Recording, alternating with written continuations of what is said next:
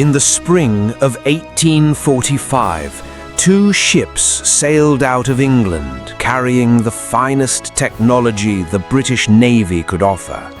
129 men, reinforced hulls, steam engines, years of food sealed in tin. They were sailing toward glory, toward a frozen, uncharted stretch of the Arctic called the Northwest Passage. They were never seen again.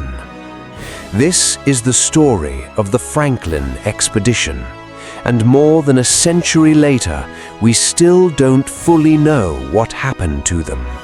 Sir John Franklin was no stranger to the ice. A veteran officer, he'd survived Arctic disasters before.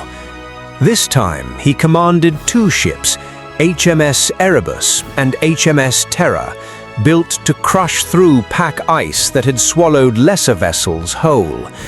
The mission was simple on paper: find a sea route connecting the Atlantic to the Pacific across the top of the world. Do that, and Franklin's name would live forever. For a while, it looked like it might. Whalers spotted the ships in Baffin Bay that summer, waiting for good conditions to push west. It was the last confirmed sighting by European eyes. After that, silence.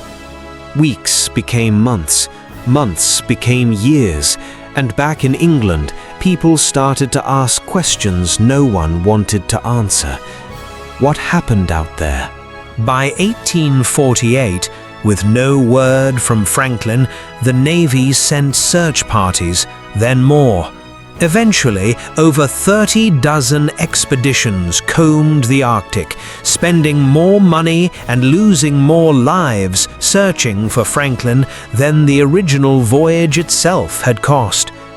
What they found, piece by piece, was worse than silence. It was evidence. In 1859, a search party discovered a single handwritten note tucked into a stone cairn on King William Island. It confirmed the unthinkable. Franklin had died in 1847. The ships had become trapped in ice, and in April 1848, the surviving men, over 100 of them, abandoned the vessels and began walking south toward the Canadian mainland, toward rescue that would never come. None of them made it. Inuit hunters who had lived on this land for generations later described something chilling.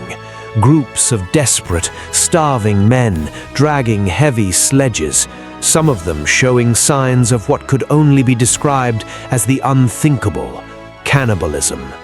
For decades, the British dismissed these accounts as native rumor, an insult to English gentlemen.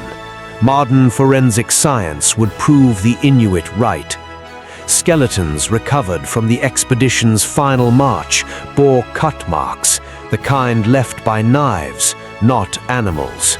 And there was something else, something hiding in the men's own bones: elevated lead levels, possibly from poorly soldered tin cans or the ship's water systems, which may have caused confusion, paralysis, and slow, agonizing decline. Scurvy weakened them. The Arctic did the rest. Imagine it. Trained Royal Navy officers, thousands of miles from home, poisoned by their own supplies, starving in a landscape with no mercy, walking toward a horizon that offered nothing. For over 160 years, the ships themselves remained lost, ghosts beneath the ice. Then, in 2014, searchers using sonar technology finally located the wreck of HMS Erebus, resting almost perfectly preserved on the Arctic sea floor. 2 years later, HMS Terror was found nearby, sealed in silence, exactly where Inuit oral history had said it would be all along. The wrecks answered some questions, but not all of them. We still don't know exactly which man died first or last. We don't know the full sequence of decisions that turned a mission of discovery into a slow-motion catastrophe.